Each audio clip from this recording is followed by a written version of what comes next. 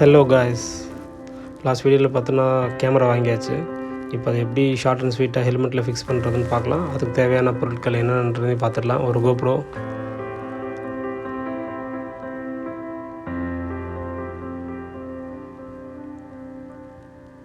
Plus அதுக்கப்புறம் ஒரு mic adapter.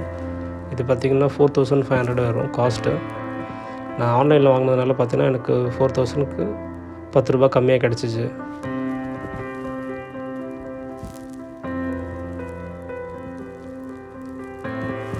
Plus ஒரு எக்ஸ்டர்னல் மைக் ஒன்று, நார்மல் டீசென்ட் குவாலிட்டியில் ஒரு லேவ் மைக் ஒன்று. இதோட ப்ரைஸ் பார்த்திங்கன்னா அரௌண்ட் ஒரு 500 to 600 வரும். ப்ளஸ் அது இல்லாமல் அதை GoPro மவுண்ட் பண்ணுறதுக்காக ஒரு கேஸ் ஒன்று, ப்ளஸ்ஸு நம்ம ஹெல்மெட்டில் ஃபிக்ஸ் பண்ணுறதுக்காக ஒரு மவுண்ட் ஒன்று.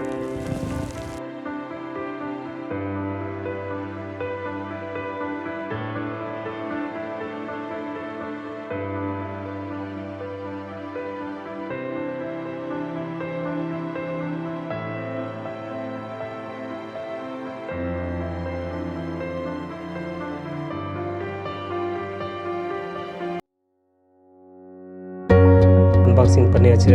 அதை நானே பண்ணிட்டேன், கவர்லாம் தூக்கி போட்டேன்.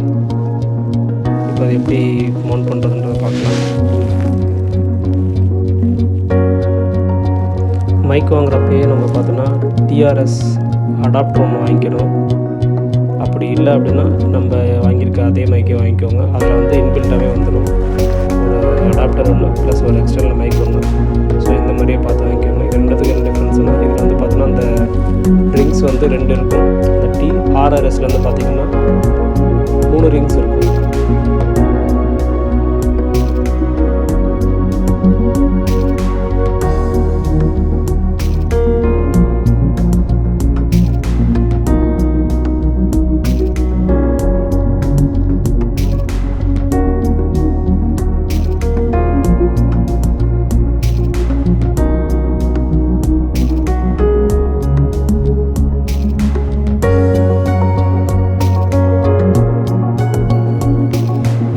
ஹெல்மெட் வச்சுருந்தீங்கன்னா இந்த மாதிரி ஒரு மவுண்டே தனியாக வாங்கிக்கோங்க. அது நார்மலாக அந்த ஹெல்மெட்டில் பார்த்தீங்கன்னா எதுவும் பேஸ்ட் பண்ணாதீங்க.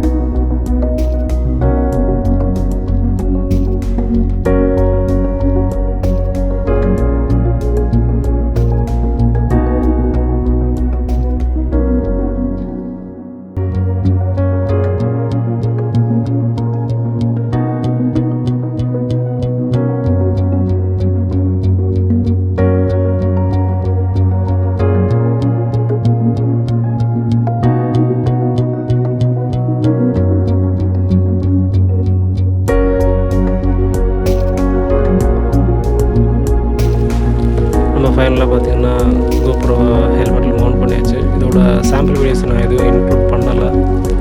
அதை அடுத்தடுத்த vlogல அதையும் கண்டினியூ பண்ணிடுறேன். உங்களுக்கு இந்த வீடியோ பிடிச்சிருந்துச்சுன்னா